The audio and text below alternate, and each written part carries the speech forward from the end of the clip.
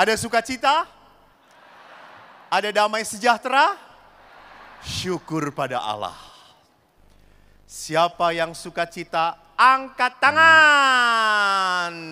Wow. Jadi dari sekian orang yang sukacita, yang stres cuma saya. Bapak Ibu yang terkasih, hari ini temanya adalah, apa temanya? Bersamamu, bersama pasangan, musibah atau mujizat. Hidup bersamamu, musibah atau mujizat. Kalau saya tanya, musibah atau mujizat? Hidup bersama pasangan Anda, musibah atau mujizat? Saya agak ragu-ragu. Suster dan para pastor tidak boleh menjawab ya. Karena umat bersama pastor adalah musibah. Coba umat yang di atas. Oi, halo. Hidup bersama pasangan Anda musibah atau mujizat? Musibah? Mujizat. Yang belakang, atas. Hidup bersama pasangan Anda musibah atau mujizat? Mujizat. Sebelah kiri saya. Hidup bersama pasangan Anda musibah atau mujizat? Yang di sini musibah atau mujizat? Mujizat? Setuju? Selesai toh ya. Semuanya sudah ada di jalan yang benar, ngapain lagi? Betul Bapak, yo wes Bali yo. Bapak Ibu terkasih, memang melihat musibah atau mujizat itu tergantung dilihat mananya. Sama, saya masih ingat waktu kecil ada teman saya. Namanya, karena saya di Sunda, saya ini lahir di Bandung. Hanya ayah saya orang Klaten, ibu saya orang Mount Island. Muntilan. Biar gaya sedikit dong. Saya besar dan lahir di Bandung, maka bahasa Sunda fasih. Bahasa Jawa sedikit-sedikit. Lalu waktu kecil saya ingat ada anak yang namanya si Sadul. Maaf, karena saya main dengan Sadul pakai bahasa Sunda. Si Sadul ini ngomong bahasa Sunda. Dan Sadul ini anaknya jorok. Dia umbelnya hijau. Naik turun. Apollo 11. Lalu orang teman-temannya ngomong, Sadul pakai bahasa Sunda. Sadul eta bahasa Sunda itu umbel tuh leho namanya. Sadul geuleuh eta leho sia susut. Sadul cici kui umbelmu. Ayo bersike. Tapi Sadul itu sayang dengan umbelnya. Walaupun umbelnya sudah ke bawah, dia hisap lagi ke dalam. Dan dia berkata, sayang susah carinya. Dan dia sukanya cari layang-layang. Dia kejar layang-layang kemanapun layang-layang pergi. Dan kalau sudah terlalu banyak umbelnya, dia lap ke sebelah sini. Lalu kena matahari, itu umbel itu menjadi kering. Dan waktu dia berdiri di atas pematang sawah, ada angin, itu yang kering meletek satu-satu. Dan semua perempuan jijik melihat Sadul. Sadul, kamu mah jijik. Dan perempuan tidak suka pada Sadul dekat-dekat karena bau dan umbelan. Itu masa kecil si Sadul. Tetapi Bapak Ibu yang terkasih, rupanya Allah berkarya besar dengan si Sadul ini. Karena sekarang si Sadul ini berdiri di depan Anda.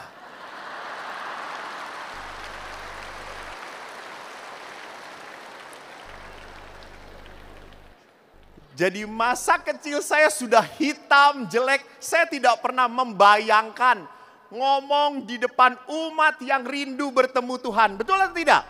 Betul. Anda rindu bertemu Tuhan, bukan mau ketemu orang kayak gini. Saya tidak tahu ini mujizat atau musibah. Musibah bagi saya karena diundang ke sana sini. Dan musibah bagi saya setiap selesai pertemuan, seminar, semua ibu-ibu minta foto. Dan saudara-saudara dengarkan. Kalau ibu-ibu minta foto, dia tidak tahu bahwa pastor ini laki-laki.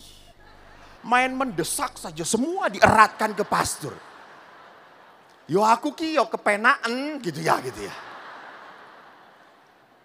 Tapi kan saya masih deg-degan gitu ya. Dan ibu-ibu tenang, ayo Romo, ayo foto gitu ya. Saudaraku, apakah bapak-bapak itu musibah atau mujizat?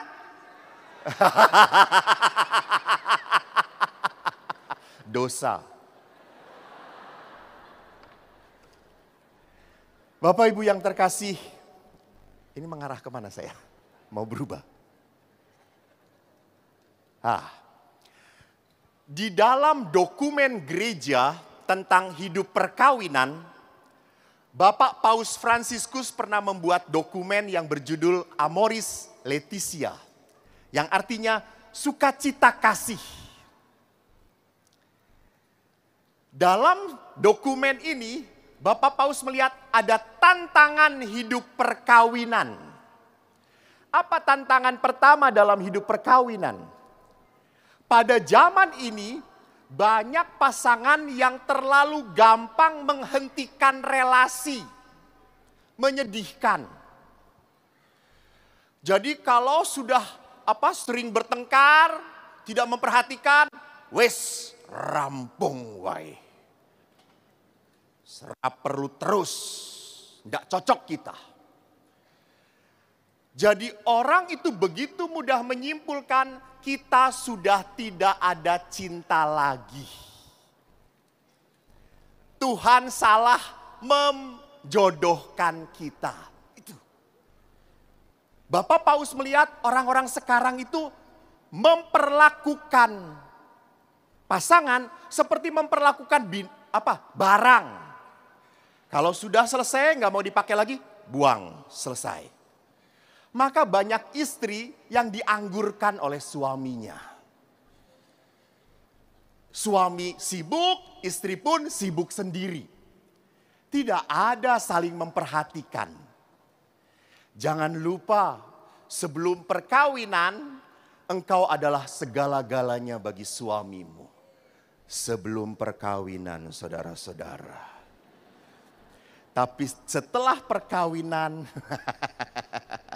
maaf, tidak ada artinya bagiku. Jadi Bapak Paus pun melihat tragedi dari sebuah perkawinan. Kenapa bisa sampai seperti ini?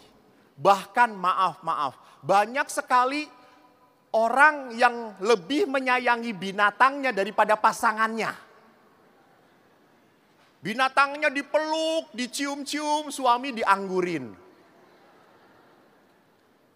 Saya ingat waktu tahun lalu saya memberi khotbah Natal di hadapan Brimob Oikumene.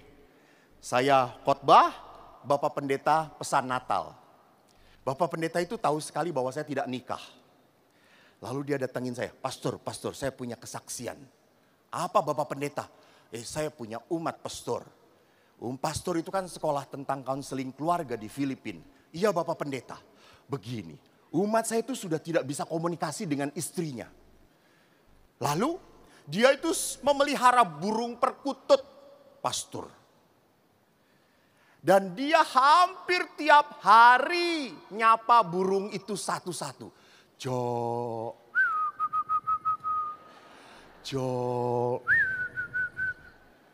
Dan istrinya nggak pernah diajak ngomong. Berangkat kerja pun, titip burung, pergi aja begitu. Tapi kalau udah pulang kerja, langsung dia datengin burungnya satu-satu. Dia pelihara baik, dia mandiin, dia bersihkan kandangnya. Sampai suatu saat si suaminya ini harus pergi keluar kota selama 3 hari. Lalu dia ngomong, saya 3 hari harus pergi keluar kota.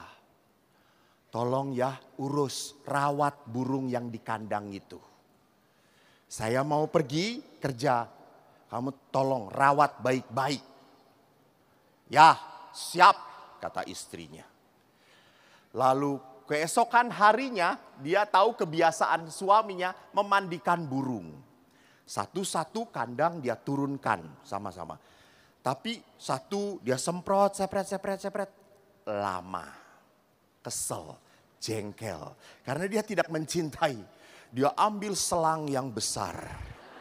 Srot! Dan apa yang terjadi? Semua burung itu ngelepek dan mati.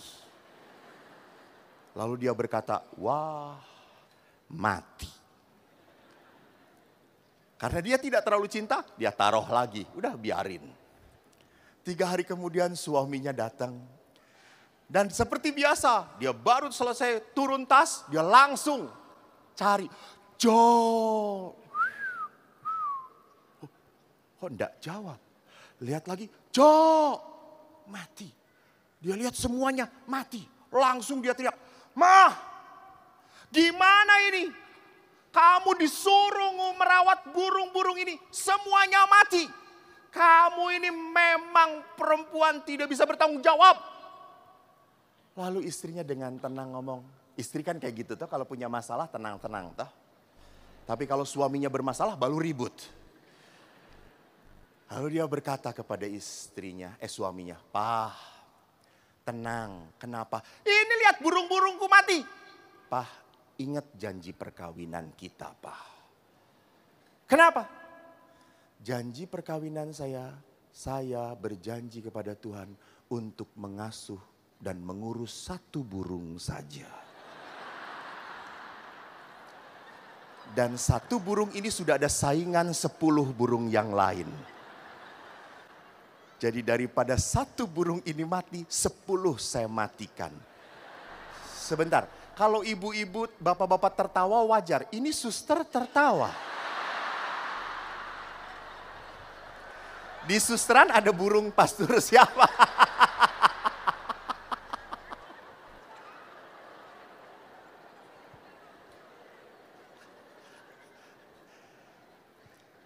Bapak ibu lihat. Seringkali orang memperlakukan manusia seperti binatang. Tapi memperlakukan binatang seperti manusia. Maka mari kita juga lihat nomor kedua di dalam Amoris Laetitia nomor 42. Tantangan hidup suami istri yang kedua adalah apa? Suami istri sulit berkembang dalam hal kasih. Karena budaya modern diwarnai pornografi, pendewaan tubuh dan kenikmatan. Zaman sekarang, maaf, bukan hanya anak muda. Banyak bapak-bapak juga ketagihan pornografi. Dan pornografi ini merangsang kenikmatan dan ingin coba-coba. Maka saya itu pastor suka ditanyai umat. "Pastor, dosa enggak kalau suami istri gayanya bukan missionaris position saja? Gaya 69 boleh enggak, pastor? Dosa enggak? Gaya melayang boleh enggak, pastor?" Saya tuh sampai bingung gimana gayanya gitu. Terus saya, terbang tinggi ada enggak? Ada gitu ya. Bahkan semua bertanya seperti itu, apakah itu dosa atau tidak? Lihat, ini semua muncul karena apa? Pornografi. Orang melihat lalu ngomong kepada istrinya, mah nyobain yuk, nyobain. Lalu istri, jijik. Kenapa? Karena seksualitas di dalam dunia modern terlalu dilihat kenikmatannya.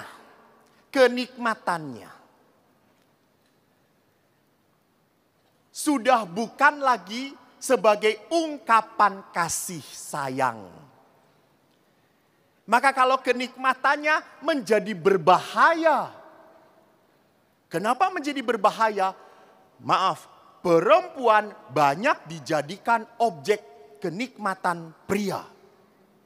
Karena di sini tadi pornografi dan pendewaan tubuh serta kenikmatan. Padahal dalam seksualitas kenikmatan itu nilai tambah bukan tujuan.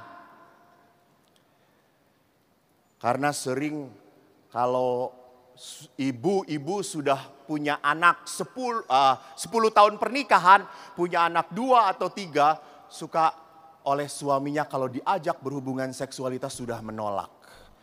Sudahlah, gak perlu begitu-begitu lagi. Sudah punya anak, mau ngapain? Memang istri biasanya, tidak semuanya, biasanya bisa menahan diri. Yang sering cepat pening kepala adalah suami.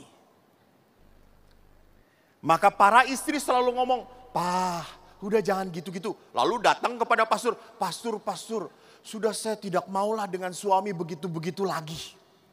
Lalu suami ibu ibu bagaimana? "Saya suruh jadi pastor saja ya." Bapak ibu yang terkasih, maaf, tidak menerima barang bekas.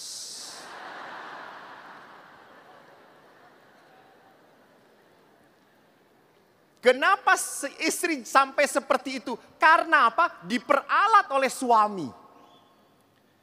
Maka suami itu kan harus mengerti, suami itu beda dengan istri. Pria beda dengan wanita. Pria itu naiknya cepat. Baru ngelihat kutang istri jatuh aja, "Ma. Istri, "Apa sih Pak?" Suami itu baik kalau apa? Kalau sudah minta jatah bulanan, ya atau 2 mingguan. Langsung deketin istrinya. Ayo ma. Lalu ibu-ibu kan pinter menolak. Langsung ngomong, "Sedang ada tamu." "Oh ya wes, tak nonton bal-balan wae." Tapi beberapa hari kemudian masa tamu gak hilang-hilang. Langsung datengin istrinya. Ayo ma. Lalu istrinya lebih pinter. Baluri minyak kayu putih. Kasih bawang merah, berambang merah.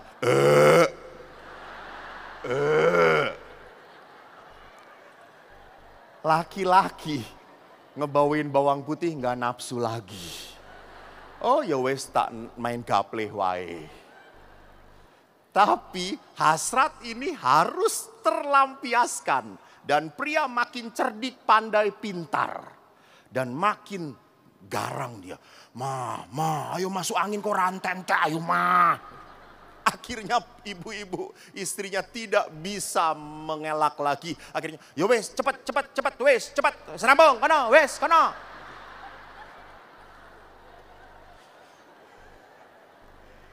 Betul ya Bebo?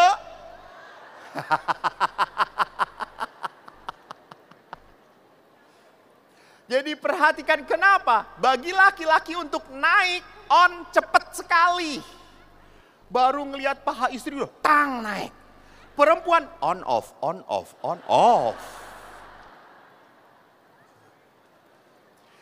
Lihat di sini kalau kita melihat seksualitas sebagai kenikmatan, maka apa yang terjadi? Dalam seksualitas pun akhirnya banyak dilukai. Ini yang menjadi keprihatinan dari Bapak Paus. Bahwa seksualitas tidak menjadi kudus lagi. Seksualitas itu suci. Tolong, jangan seperti seorang ibu. Saya pernah seminar berkali-kali. Dan selalu mengatakan seksualitas itu suci. Lalu dia dengan suaminya suatu malam, Pah, ingat Romo berkata, seksualitas itu suci. Lah terus, sebelum kita lakukan kita rosario dulu ya Pak.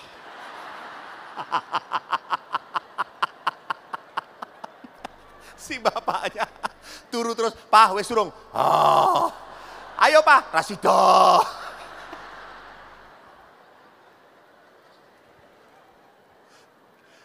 Jadi kekudusan itu bukan identik dengan yang seperti itu. Tapi kita menangkap, nanti saya terakhir akan berbicara seksualitas di dalam hubungan gereja, di dalam gereja.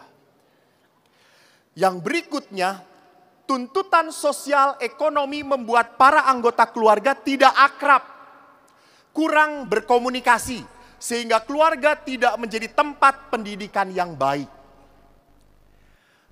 Lihat sekarang tuntutan sosial. Sekarang siapapun pegang handphone, dimanapun potret dan langsung update status IG, Facebook, WhatsApp. Betul atau tidak?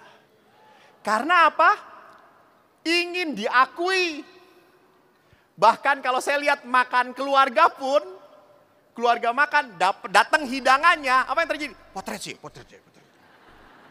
Lalu setelah itu sibuk menata gambarnya. Lalu send, banyak yang like. Iya. Jadi makan bersama sudah tidak bisa menikmati kebersamaannya lagi. Orang sibuk dengan apa? Tuntutan sosial. Juga tuntutan ekonomi. Atau tuntutan sosial lain. Lihat, satu ibu-ibu, misalnya. Satu ibu-ibu PD, tato alis, semua ibu PD tato alis. Satu bapak prodiakon tato ketek, semua tato ketek. Sosial. Orang tuh cepat sekali terpengaruh dengan orang lain. Ke bawah-bawah. Karena apa? Demi status sosial. Sama toh orang-orang pun menenteng tas-tas yang begitu mahal. Hermes, Louis Vuitton, Prada, Gucci, and what else? Enggak kurang naik statusnya kalau plastik kresek. Orang nentengnya juga beda kalau Hermes di bawahnya. Kalau kresek kan lebok saku gitu ya. Jadi demi apa? Demi status sosial. Supaya orang mengagumi. Ekonomi pun sama. Ingat Bapak Ibu, berapa persen penghasilan Anda habis untuk pendidikan anak? Betul atau tidak? Menurut penelitian 70% penghasilan Anda habis untuk pendidikan anak. Ada yang kurang, ada yang lebih, betul. Apalagi sekolah di sekolah Katolik, mahal coy. Suster pegang sekolah, bertobatlah. Karena saya tidak punya sekolah, jadi bisa bebas ngomong. Jadi begitu banyak uang kita kasih untuk anak-anak. Apalagi di dalam perkawinan, lihat, ibu itu selalu mementingkan anaknya. Dan cukup banyak perkawinan bertahan pun karena anak. Bukan karena pasangan.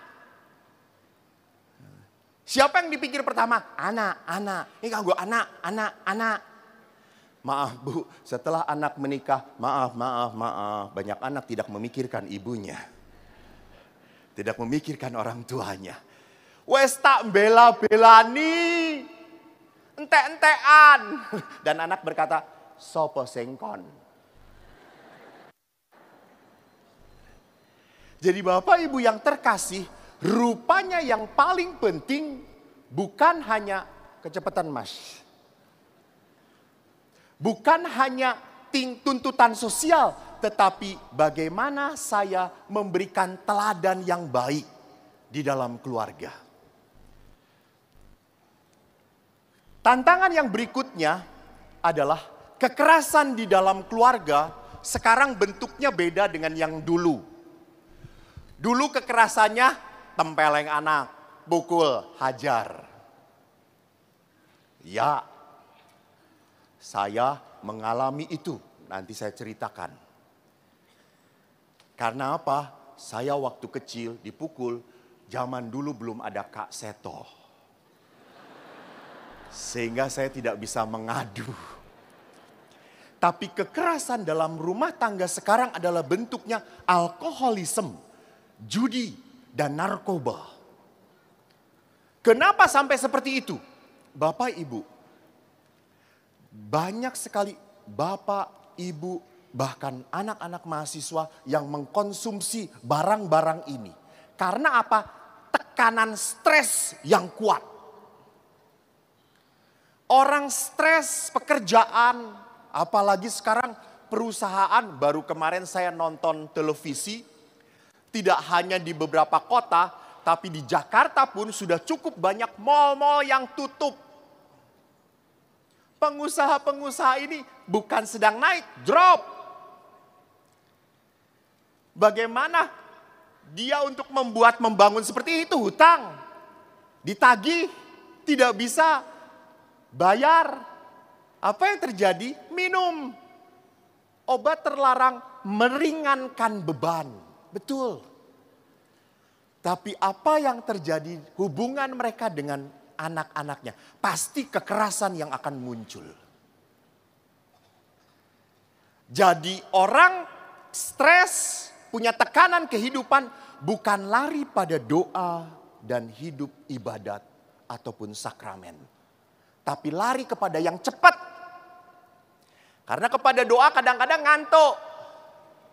Tapi kalau minum itu jadi tenang, itu dia. Jadi kita ingin cari solusi yang cepat sekali.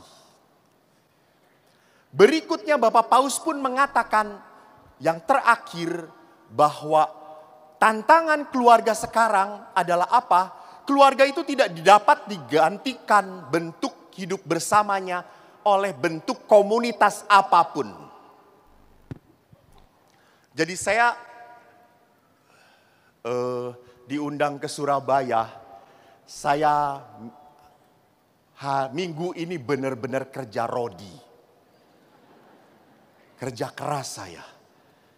Saya itu ngerti opo sing tak golei.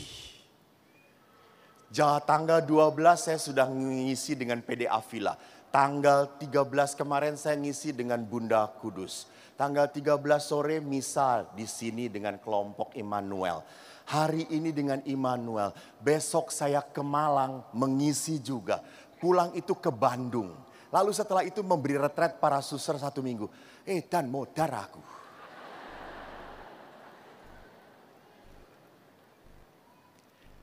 Tapi apa yang saya mau katakan, saya tertarik. Di Surabaya ini banyak komunitas-komunitas doa. Tapi jangan lupa, komunitas semacam apapun tidak bisa menggantikan keluarga Anda. Jadi jangan sampai Anda meninggalkan keluarga, maaf, demi komunitas doa semacam apapun. Maaf ya, maaf. Karena panggilan pertama Bapak Ibu adalah di dalam komunitas keluarga. Jadi komunitas doa itu adalah penopang, bukan yang utama. Yang utama dan pertama adalah komunitas keluarga. Saya ingat bapak saya itu aktif di gereja. Beliau itu legioner, menjadi ketua. Beliau itu prodiakon. Ikon keras, prodiakon. Beliau itu anggota kur. Beliau itu lektor. Beliau itu tatib juga di gereja. Sampai kalau Senin latihan lektor. Selasa mengunjungi orang sakit. Rabu latihan nyanyi. Kamis rapat dengan pastor. Jumat dia ikutan doa jalan salib bersama. Sabtu pelayanan di gereja. Hari Minggu Bapak Ibu, 4 misa pagi sampai sore dia ikuti semuanya. Jadi bapak saya yang kurang, jangan tepuk tangan, ini gak benar ini namanya. Suster memberi contoh yang ini. Sampai yang kurang 1. Suster, bapak saya belum ditahbiskan saja. Sampai akhirnya adik saya yang terakhir ngomong kepada bapak, Pak, Bapak itu sibuk di gereja, gak punya waktu untuk kita. Gak pernah kumpul dengan kita. Syukur pada Allah, Bapak bertobat. Bapak tinggalkan prodiakon. Bapak tinggalkan kur. Beberapa dia tinggalkan, dia punya waktu bersama anak-anaknya. Selamatkan pertama-tama itu apa? Keluarga. Komunitas lain, pelayanan itu penopang hidup keluarga. Jangan jadi nomor satu. Maka saya paling sedih, maaf, saya 25 tahun di pelayanan rumah retret. Dan di menghadapi 25 tahun pelayanan rumah retret, kalau sekolah Katolik retret, Anda tahu anak-anak yang punya masalah besar adalah anak-anak siapa? Prodiakon.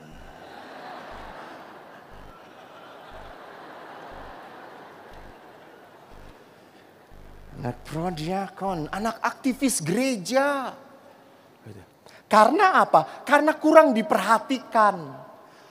Tidak punya waktu orang tuanya untuk memberi kasih kepada anak-anaknya. Dia hebat pelayanannya, dipuji, oke. Pastor senang, oke. Tapi anak-anak tidak nyaman. Dan ini menjadi sebuah keprihatinan. Bapak Paus pun mengatakan hal yang sama. Keluarga tidak bisa digantikan oleh komunitas seperti apapun. Apalagi komunitas hobi. Komunitas doa pun tidak bisa menggantikan. Dan pesan, ini yang saya aneh.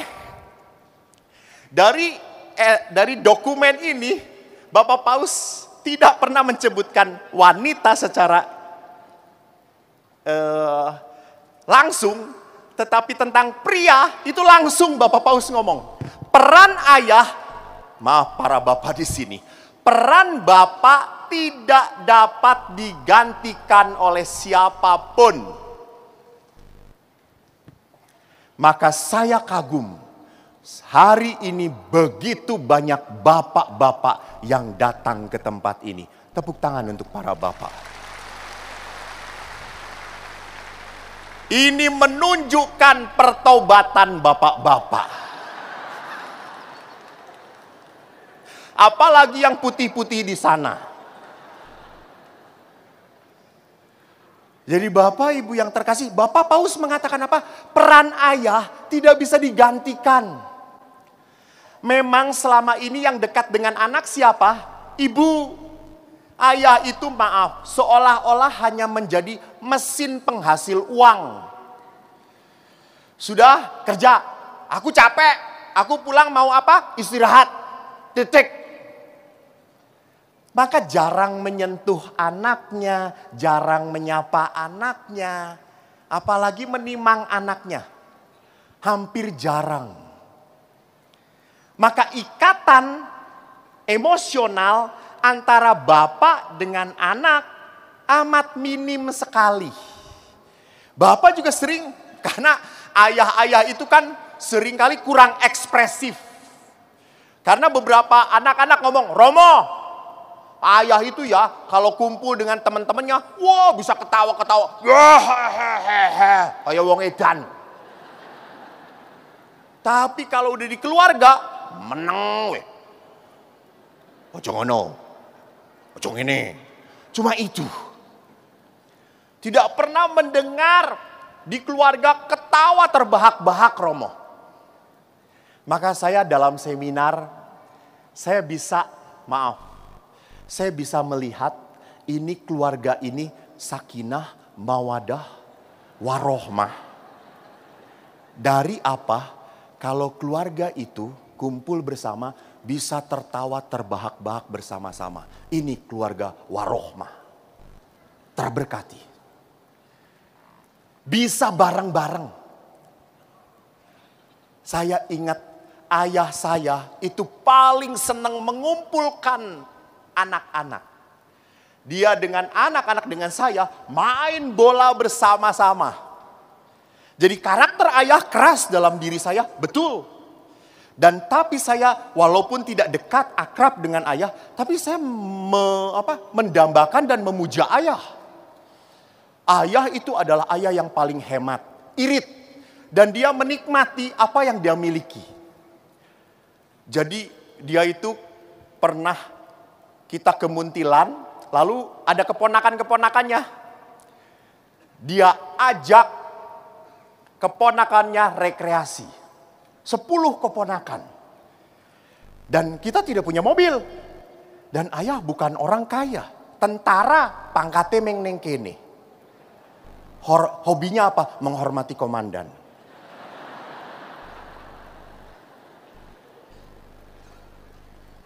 Jadi suatu saat dia mengajak keponakannya, ayo neng Borobudur kabeh, sendang sono, wis rampung, langsung Borobudur, ayo. Lalu teman-teman saudara-saudara, ayo Pak De, kita pergi ke Borobudur Pak De, nanti jajan ya Pak De, yo, semua dibawa sama ayah saya.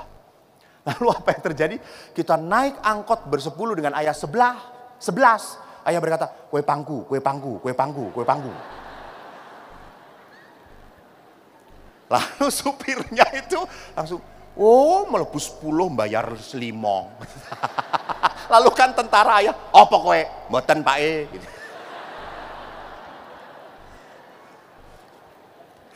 Lalu setelah itu pinternya ayah. Lalu setelah itu kita rekreasi. Setelah rekreasi kan kita capek di Borobudur. Lalu keponakan saya minta makan. Saya nggak berani dengan ayah, takut saya dengan ayah. Lalu kemudian, Pak De, lapar Pak De. Kue lapar? Nggih Pak De. Tuku soto yo? Oh nggih Pak De, soto. Ya wis, lungguh kabeh. Kita tuh didudukan di samping, nggak di tempat soto, di samping dekat jalan. Lungguh kue ini. Lalu bapak ke tukang soto, sotone 5. Bagi loro. Kebaki banyune kabeh. Lalu bapak itu berkata, anak-anak ingat ya, makanan dari Tuhan berkat harus dihabiskan. Yes Pak De, siap Pak De. Kita kan belum lihat sotonya tuh, pas lihat banyu kabeh gitu. Lalu kita makan semua habis. Lalu ayah itu hebat, gaya sekali. Arab sirop ora? Mboten Pak De, sampun kembong Pak De.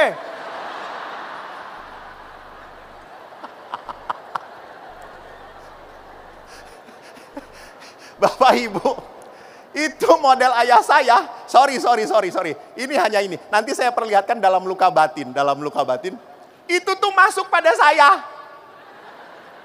Saya kemarin kan perjalanan dari Medan sampai Jakarta. Jakarta Surabaya. Saya kalau naik pesawat selalu bawa botol. Hemat, saya nggak mau beli aqua. Mahal aqua di bandara ataupun di pesawat. Harganya tidak masuk akal. Nah kebetulan pesawat dari Kuala Namu, Medan sampai Jakarta itu telat. Sehingga sedangkan Jakarta Surabaya on time. Saya lari. Karena lari lupa ngisi. Lalu saya duduklah, padahal kan sekitar 1,5 jam ya. Atau 1:10 menit gitu ya. Saya haus karena udah lari-lari. Lalu ada pengumuman. Siapa yang beli di tiket.com, tiketnya akan mendapat snack gratis dari kami, gitu ya.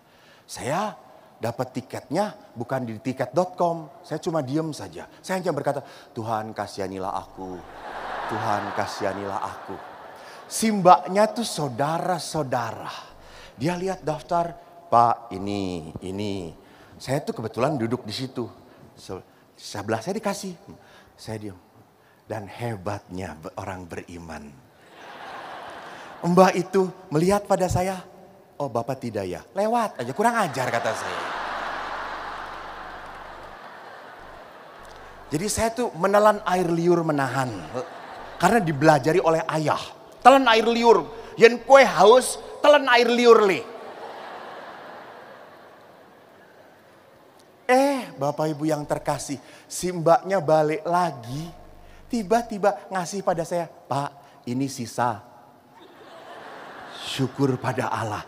Sisa pun berkat saudara-saudara. Tapi saya langsung ketawa, buset. Saya masih punya uang 500.000. Kenapa aqua saja gak mau beli? Mendingan ini turunan siapa? Ayah. Jadi anak-anak kalau tahu ayah ibunya pelit, lihat turunannya. Setelah kita melihat tantangan demi tantangan yang diucapkan oleh Bapak Paus, mari kita lihat Injil untuk menopang permenungan kita. Tadi kita kan punya masalah, hidup bersamamu itu mujizat atau musibah? Lali aku. Injil Markus saya bacakan. Maka datanglah orang-orang Farisi, dan untuk mencoba Yesus mereka bertanya kepadanya, apakah seorang suami diperbolehkan menceraikan istrinya? Tetapi jawabnya kepada mereka, apa perintah Musa kepada kamu? Jawab mereka, Musa memberi izin untuk menceraikannya dengan membuat surat cerai. Lalu kata Yesus kepada mereka, justru karena ketegaran hatimulah maka Musa menuliskan perintah itu untuk kamu. Sebab pada awal dunia Allah menjadikan mereka laki-laki dan perempuan. Sebab itu laki-laki akan meninggalkan ayahnya dan ibunya dan bersatu dengan istrinya sehingga keduanya itu menjadi satu daging. Demikianlah mereka bukan lagi dua melainkan satu. Karena itu, apa yang telah dipersatukan Allah tidak boleh diceraikan manusia. Demikianlah Injil Tuhan. Terpujilah Kristus. Bapak Ibu, perhatikan di ayat terakhir. Coba kita baca bersama-sama. Ayat 9. 1, 2, 3. Karena itu,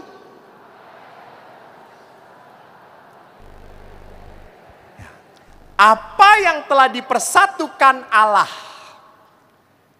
Jadi suami istri ini dipersatukan Allah atau tidak? Dipersatukan oleh Allah. Jadi jangan macam-macam. Maka perceraian itu adalah tindakan melawan Tuhan. Kenapa? Karena Injil mengatakan jelas sekali di sini. Bahwa apa yang dipersatukan Allah tidak boleh diceraikan manusia. Jadi penginjil mengatakan yang menyatukan Anda itu siapa? Tuhan. Dan Tuhan itu tahu bagaimana membahagiakan Anda dengan mendatangkan pasangan hidup. Itu. Saya menikahkan orang sudah berpuluh-puluh kali. Ya Romo Domi juga ya. Tapi kita dinikahkan belum pernah ya Romo Domi. Tidak perlu Romo.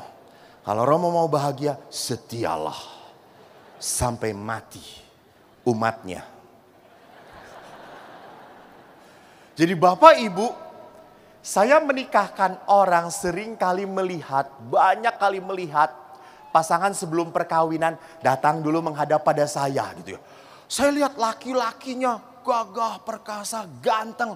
Lihat perempuannya, ya Allah. Tidak jelas bentuknya gitu ya. Lalu saya pada saat saya aja laki-laki normal tidak suka pada wanita itu gitu ya. Maka pas wanita itu ke toilet, saya tanya kepada laki-lakinya, kamu betul itu pasangan kamu? Calon kamu? Iya pastor. Apa bagusnya kata saya itu. Dan dia dengan tenang berkata, pastor tidak melihat yang saya lihat. Langsung saya jawab, ya iyalah kalau gue yang lihat lu lihat, gue jatuh cinta sama dia. Lihat Bapak Ibu. Bahwa Anda boleh berpacaran dengan banyak orang, betul. Tetapi kenapa memilih si borok kokok ini?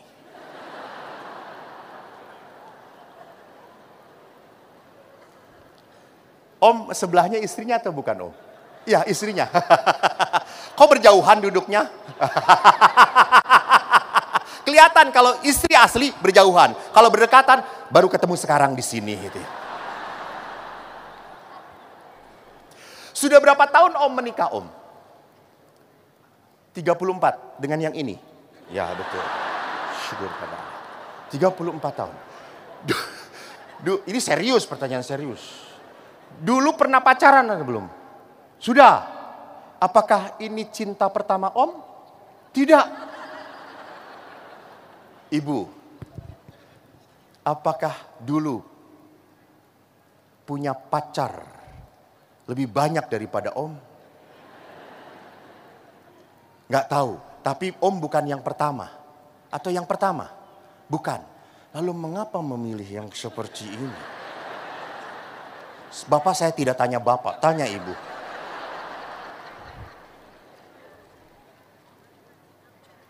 Apa?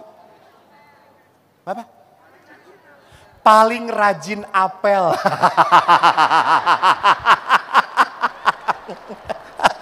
Saya percaya, ibu cantik banyak saingan. Terusin aja. Jadi ibu menikah kepada bapak karena kasihan ya. Oh rajin ya wes tak kawini wae. Just kidding ibu, maaf. Jadi perhatikan bahwa betul begitu banyak orang yang datang di hati saya, tiba-tiba dengan yang ini saya pas. Saya klop. Saya bisa sampai mati dengan dia. Ini. Maka seringkali kalau saya itu melihat pasangan suami istri suruh yang calon pengantin itu suruh mengucapkan janji, mereka kan suka terharu ya. Saya, Eko Wahyu, memilih engkau, Sarmina, untuk menjadi istri saya. Lalu semuanya tuh memandang, iya. Maka seorang Mas Dinar pernah tanya pada ibunya, Mah, kenapa kalau janji perkawinan kok menangis mereka? Ibunya juga ibunya.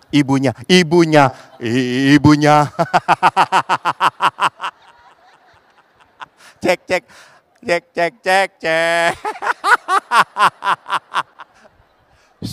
Cek. Ya, cek. Mengapa? Mengapa ibunya? Oh, saya kerasin aja. Mengapa ibunya ikut menangis? Lalu sang ibu berkata kepada anaknya, betul, ibu ikut menangis. Karena apa? Karena Allah. Harus begini, Mas. Karena kata si Masnya harus begini. Panitia tolong dibayarnya 2 kali. Saya pegangnya berat.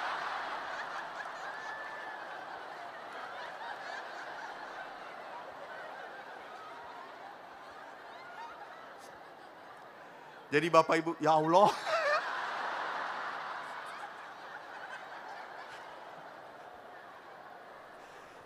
Karena, tuh kan ya ada. Karena, ini malah jadi lelucon. Cek.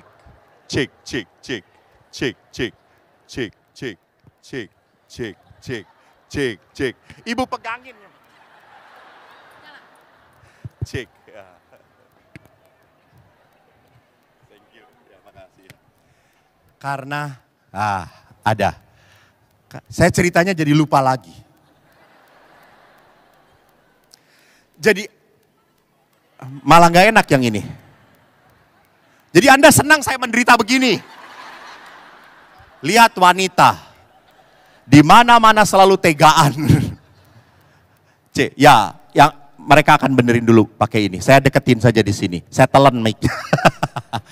Jadi yang lihat di sini, di dalam perkawinan, bahwa perkawinan itu adalah rencana Tuhan, maka perkawinan itu punya ciri apa? Pertama, kasih seorang suami istri harus bersifat fisik dan spiritual. Bukan hanya karena naluri perasaan, saya bukan hanya tertarik karena bentuk tubuhnya, betul. Pertama memang laki-laki tertarik pada wanita karena bentuk tubuh. Saya tanya anak SMA, nah kamu senang perempuan yang bodinya kayak apa? Betul, ya. Yang aduhai. Laki-laki kalau cerita, lihat jalan pantatnya, betisnya, fisik. Tapi setelah perkawinan berlangsung lama, bapak-bapak lihat pasangan Anda bentuknya sudah tidak beraturan lagi. Tetapi Anda tetap harus setia. Kenapa? Karena kasihnya tidak hanya bersifat fisik, tapi spiritual. Saya akan setia pada kamu dalam suka dan duka, sehat dan sakit. Itu hebatnya perkawinan. Bapak Ibu, saya punya ayah angkatan udara. Belakang masih mendengar saya? Oh, tidak mendengar. Saya harus kencang lagi. Belakang mendengar saya? Mungkin 3 mic di sini.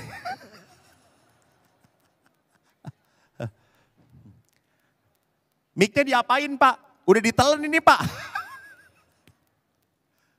Jadi, Bapak Ibu, saya mempunyai cek. Itu jalan? Bagus? Ini tepuk tangan ngerti apa? Jadi dalam sesi kedua nanti saya akan berbicara bagaimana perkawinan bisa menjadi musibah kalau di dalam perkawinan kita hanya menyimpan marah, jengkel, kecewa kepada pasangan kita. Oleh karena itu kita akan break sejenak. Dan Bapak Ibu yang membutuhkan xiao pian, lai. Terima kasih, Tuhan memberkati.